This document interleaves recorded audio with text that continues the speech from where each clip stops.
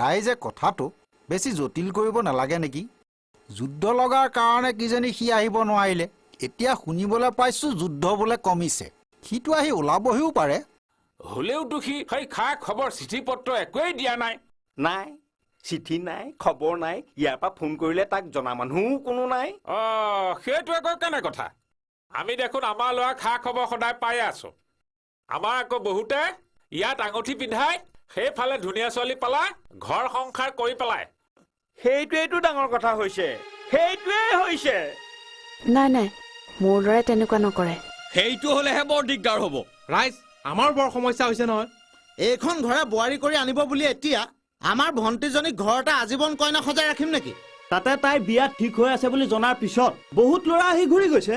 এনেকৈ ছোৱালীৰ সম্বন্ধ এবাৰ ভাগি যোৱাটো ভাল কথা নহয়। আপুনি বা কি কয়?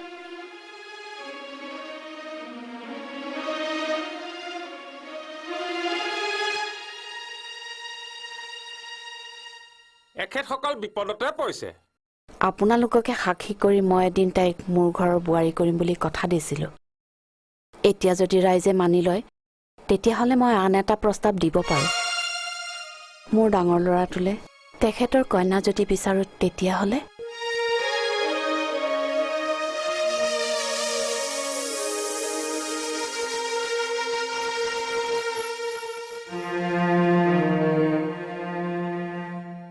অসম্ভৱ।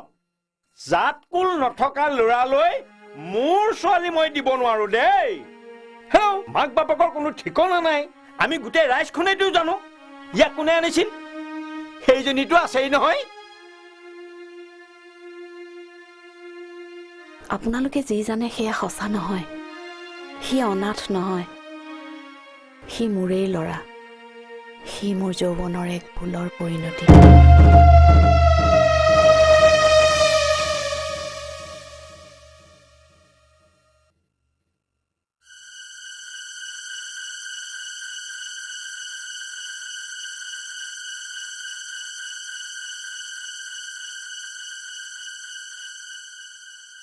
তেতিয়াও আজিৰ দৰে দলংখন ভঙা আছিল।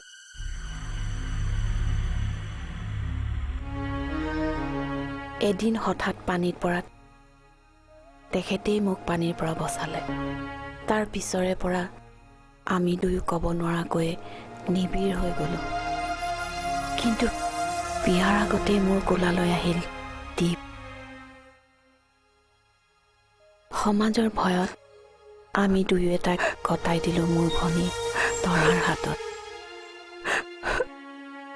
বিয়াৰ পিছত আমি পুনৰ দীপক আঁকোৱালি ল'লোঁ সমাজৰ আগত অনাথ শিশু বুলি কৈ।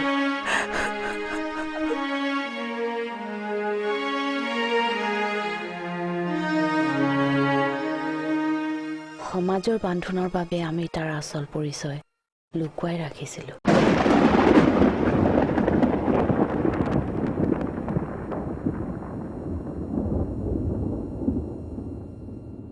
তই মোক ক্ষমা কৰি দিবি দীপ।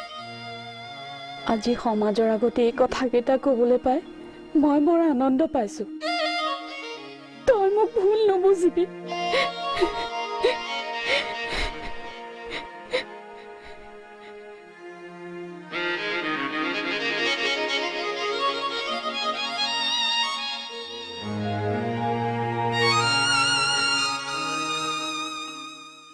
কথাটো ওলাইছে ভালেই হৈছে। এই মাক পুতে কেনেকে আঁতৰি থকাটো আমি কোনেও কামনা নকৰোঁ। আপুনি পিছে কথাটো নিয়ম মতেই ক'ব লাগিব। এই থাপনাখন আনা।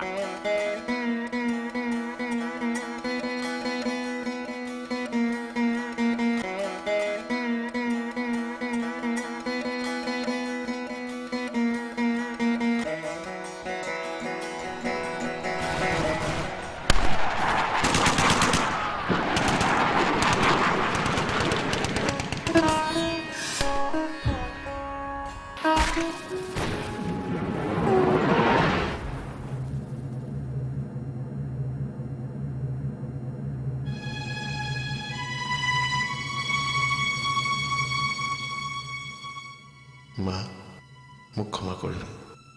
মই মোৰ দাদাৰ মৰম বুজিয়ে নাপালোঁ। মই যিজনীক বৌ বুলি মাতিব লাগিছিল সেইগৰাকীকে বিয়া কৰাম বুলি কৈ বৰ ডাঙৰ ভুল কৰিছিলোঁ তহঁতি মোক ভুল নুবুজিবি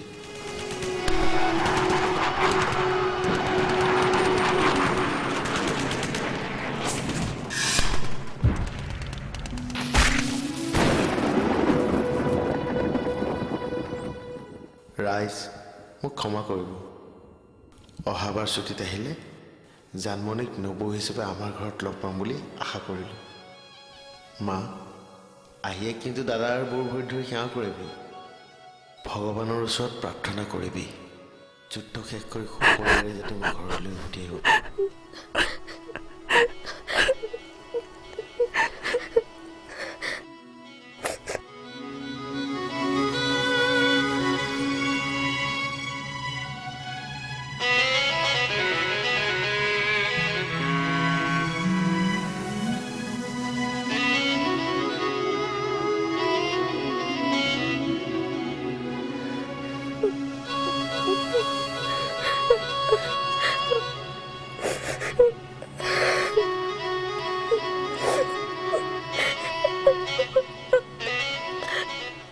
বেনু ফাৰ্ষ্ট এড বক্সৰ পৰা কটন অকমান আনচোন কটন আন না আহিছো